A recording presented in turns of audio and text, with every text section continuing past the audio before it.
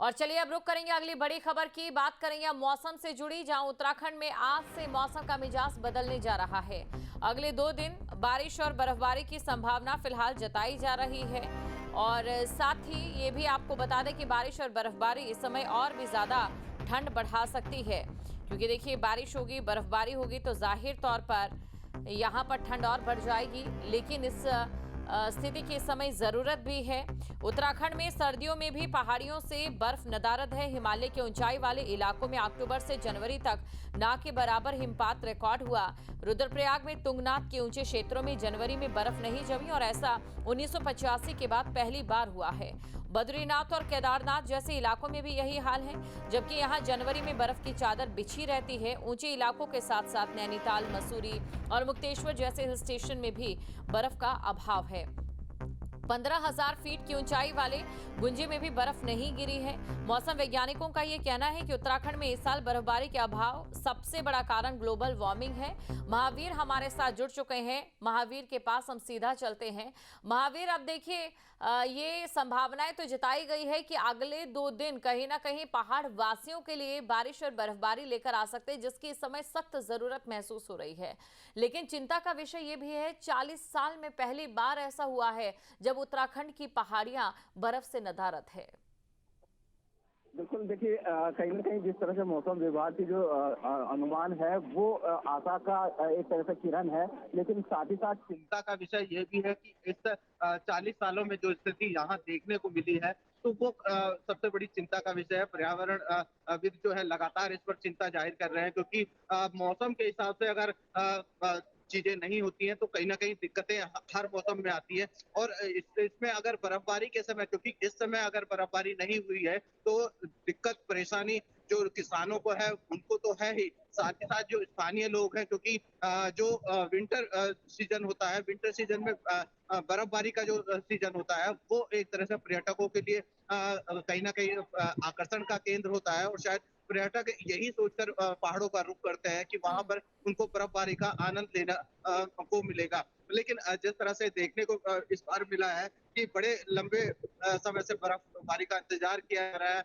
जो पहाड़ियां इस समय बर्फ की चादर से ढकी होती थी, इस समय बिल्कुल खाली नजर आ रही है। तो कहीं ना कहीं चिंता का विषय पर्यावरणविदों के लिए भी है, दूसरे जो संगठन है उनके लिए भी है, क्योंकि इस समय बर्फबारी का ना होना किसानों के लिए मुसीबत का सबब है, स्थानीय लोगों के लिए है और पर्यटकों के लिए मायूसी का सबब भी है। तो हालांकि जिस तरह से मौसम विभाग ने अनुमान जताया है, लेकिन इतनी लेट अगर बर्फबारी होती है तो कहीं ना कहीं जो मौसम का चक्र है उसमें भी बहुत सारा डिस्टरबेंस पैदा होता है। और यही एक वजह है कि हम अमूमन देखने को मिलता है कि जिस तरह से लगातार पर्यावरणविद इस बात की चिंता भी जाहिर करते हैं कि किस तरह से ये मौसम इस तरह की जो चीजें हैं वो सामने आ रही हैं। हालांकि बहुत सारी चीजें इसके पीछे बहुत लंबी बहस का हम कह सकते हैं कि ये विषय है, लेकिन फिलहाल के जो अनुमान है मौसम विभाग का वो एक तरह से आशा की किरण यहाँ पर जरूर बना हुआ है। जी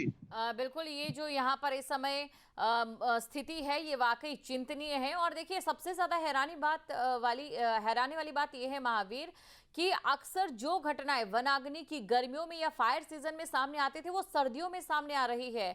इससे एक बात तो साफ है, हिमालय परिस्थिति तंत्र और इसी के साथ ही पर्यटन, कृषि, पश्चिमी विक्षोभ, जल स्रोतों, इन पर एक बुरा असर पड़ने वाला है मौसम इस बदलाव के कारण।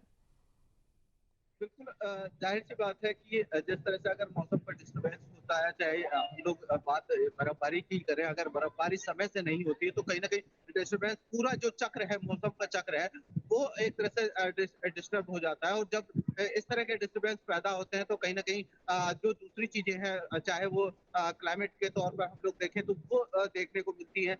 जो स्थानीय तौर पर जो परेशानियां हैं वो तो है ही, चाहे वो स्थानीय लोगों को चाहे व्यापारी को लेकर ही हम लोग बात करें तो किसानों के लिए परेशानी का सबब है। पहाड़ों पर यहाँ पर बर्फबारी के साथ साथ, क्योंकि बर्फबारी तभी होगी जब यहाँ पर बारिश का अनुमान होगा। और बारिश क्योंकि इस बार की जो सर्दियां अभी तक की हम कहें, क्योंकि आमतौर पर ये माना जाता है कि 14 तारीख मकर संक्रांति के बाद से जो है एक तरह से सर्दियां खत्म होती हैं और गर्मियों की शुरुआत एक तरह से मानी जाती है। मौसम सुहाना होना शुरू हो जाता है। लेकिन अभी भी मकर संक्रांति के बाद का जो मौसम देखने को मिल रहा है, शीतलहर कंटिन्यू है।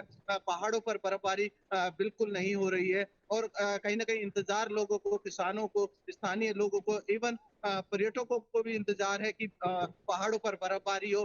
बर्फबारी से पहले, क्योंकि बर्फबारी तभी होती है जब बारिश का अनुमान होता है, बारिश होती है, उसी के बाद बर्फबारी होती है। तो ये तमाम तरह की चीजें एक दूसरे से जुड़ी हुई हैं और अगर इसमें से कोई भी चीज डिस्टर्ब होती है तो पूरा चक्र डिस्टर्ब होता है और पूरा चक्र डिस्टर्ब होने का मतलब है कि हर वर्ग के लिए, हर व्यक्ति के लिए कहीं ना कहीं परेशानी का सबब बनता है ये। जी बिल्कुल, परेशानी का सबब यहाँ पर बढ़ता नजर आता है और आपका शुक्रिया तमाम जानकारी को दर्शकों तक पहुँचाने के लिए। आपके मोबाइल पर तुरंत आएगी ब्रेकिंग न्यूज, स्क्रीन पर सबसे पहले दिखेगी बड़ी खबर, देश दुनिया की हर खबर एक जगह। अब आपके मोबाइल पर तुरंत फटाफट इंस्टॉल कीजिए न्यूज नेशन ऐप और रखिए खुद को अपडेट।